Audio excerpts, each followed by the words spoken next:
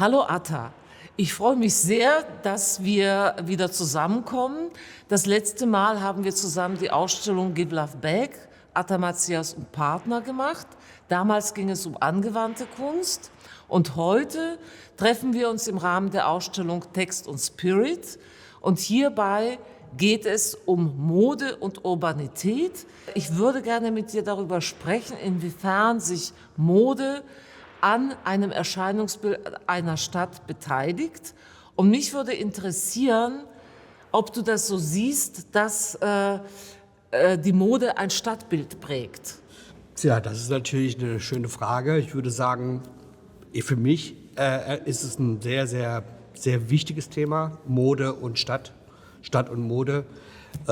Ist natürlich ein kleiner Unterschied, wenn man durch New York läuft, London oder Paris oder durch Frankfurt. Und man kann schon erkennen, wo man ist, alleine schon anhand der Mode. Ja, die Damen sind anders gekleidet in New York als in Paris. Für mich ist es essentiell, dass Mode in einer Stadt vorherrscht oder umgekehrt. Es ist nicht so, dass heute im Zeitalter der Globalisierung alle Städte gleich sind, sondern aus deiner Sicht haben Städte modisch betrachtet Individualität? Total. Das ist individual. Man kann schon sagen, ich könnte blind erkennen, wo ich bin, anhand der Mode. Jede Stadt ist anders. Und vor allem auch direkt an den Kontinenten, das heißt mal Frankreich, England und New York, würde ich jetzt mal sagen, sieht man das schon sehr, sehr toll. Es ist immer ein anderer Wind, immer ein anderer Style einfach. Atta, wie aktuell ist Luxus in der Mode? Das ist es. Es ist sozusagen, es gab mal Ende der 90er gab es eine Situation auf der Straße, die Streetwear. Und dieses Streetwear ist casual, ist Jogginghose, einfache T-Shirts, fancy Taschen, aufgemalt, gezeichnet, gesprayt, Louis Vuitton zum Beispiel. Und das auf einmal findet man im Luxussegment. Alles, was man sozusagen auf der Straße vor 20 Jahren, vor 10 Jahren getragen hat, die Skateboarder zum Beispiel, diese ganzen BMX-Leute, die sind auf einmal en vogue. Die sind auf einmal im Luxussegment angekommen. Hätte man niemals gedacht. Da wäre Balenciaga sehr wahrscheinlich, würde im Grabe aufstehen, hätte er gesehen, dass ein Turnschuh seinen Namen trägt. Diese ganzen sportlichen Accessoires, die sind auf einmal wiederzufinden im Luxussegment. Das ist schon, es weiß man nicht mehr ganz genau, ob jetzt die Mode als solches am Ende ist und wir wieder von vorne anfangen, wie das ja immer so ist. Alle 15 Jahre hat man ja das Gefühl, dass sich da wieder was verändert. Hier sieht man ja hier bei der Flair, habe ich vorhin gesehen, 300 Lux bedeutet, man kann ja alles anziehen. Ja. Weil 300 Lux, das bedeutet, es ist alles drin momentan auch in der Mode. Baudelaire sagt, Mode ist Vergegenwärtigung der Zeit. So wie du sprichst, scheint es das nicht mehr zu geben. Stimmt das? Das ist vorbei. Das ist vorbei. Das ist vorbei.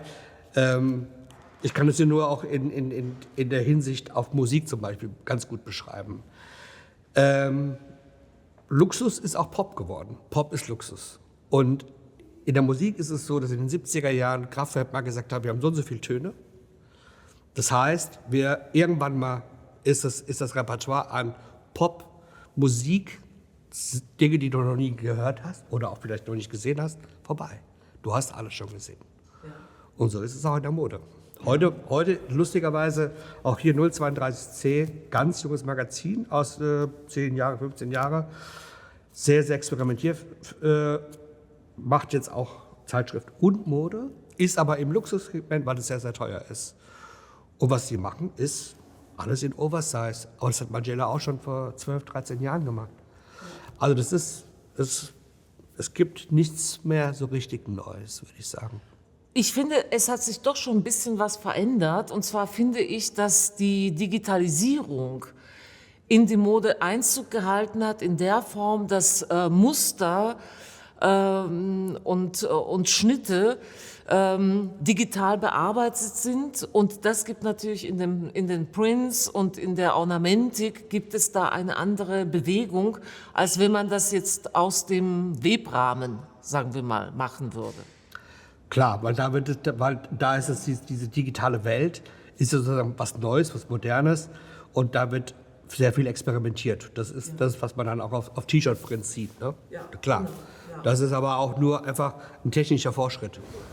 Atta, wir alle wissen ja, dass du dich mit Print sehr gut auskennst. Du hast viele Plakate und Bücher gestaltet.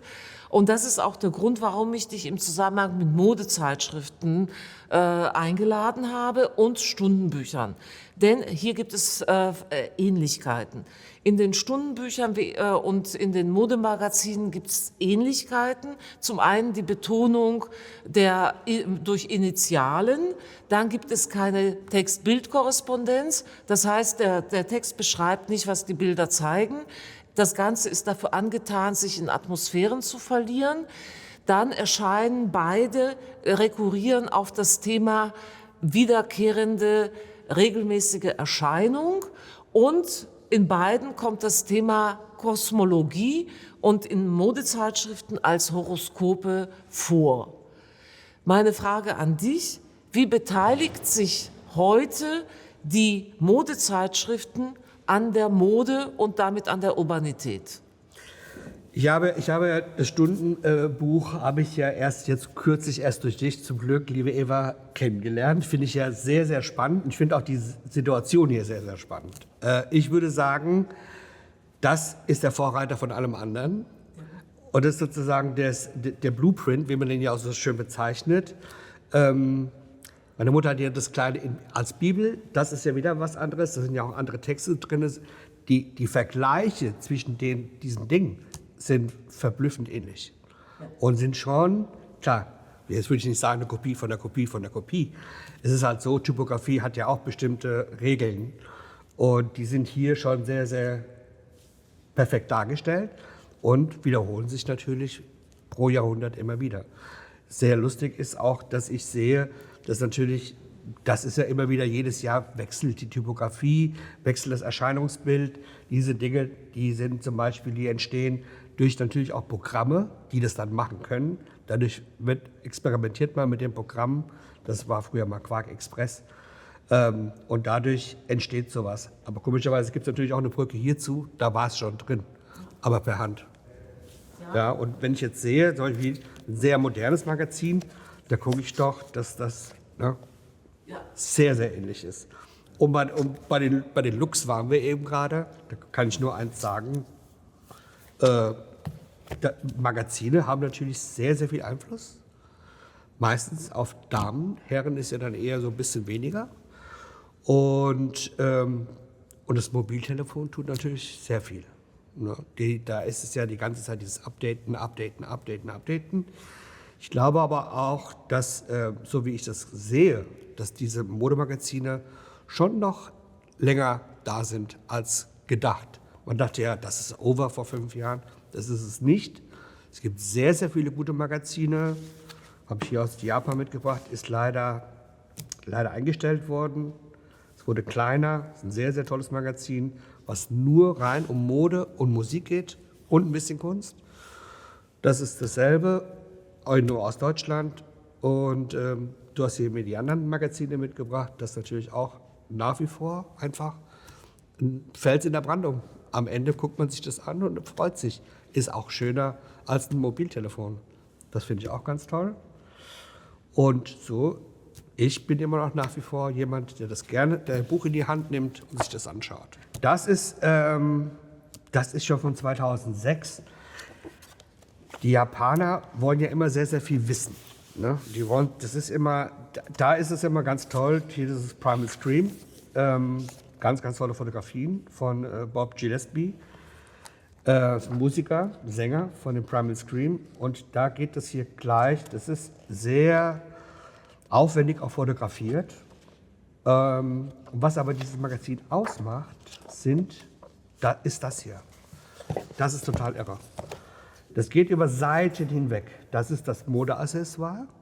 Dazu die komplette Beschreibung, von wem es ist, was es ist, wie es gemacht ist und was es kostet. Und das geht bei denen, das ist komplett. Und es sind immer so bestimmte Styles. Das heißt, mit dem Magazin bist du sowas von stylefest. Leider gibt es es nicht mehr. Das hat 10, 15 Jahre überlebt. Es gibt es vielleicht noch digital. Und dazu wird natürlich sehr, sehr viel Musik. Das ist Sonic Youth. Und dazu aber, was ganz, ganz toll in diesem Magazin ist, hier wird Mode komplett wie in einem Katalog gezeigt. Aber noch viel, viel besser, sehr, sehr dynamisch auch. Es wird jedes einzelne Detail erklärt und was es kostet. Und natürlich für welche Firma das ist. Und damit kann man sich schon sehr, sehr stylisch, man weiß auf jeden Fall Style-Polizei, was als nächstes dran ist. Da muss ich schon sagen, ist hier bei unseren 300 Looks, das ist natürlich, wie vorhin schon gesagt, da ist alles möglich. Atta, das war super. Vielen Dank.